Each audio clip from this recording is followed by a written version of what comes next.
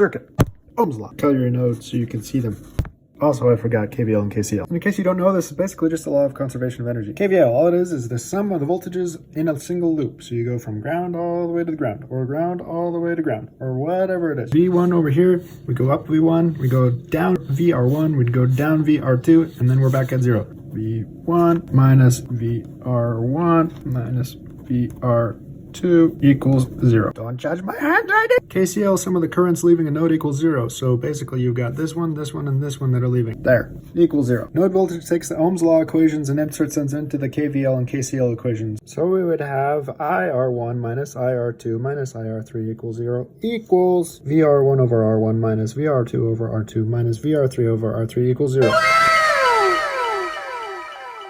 Now we have this beautiful equation here in my delectable handwriting. Now this is determined by VB, so we got to find VB out of the circuit.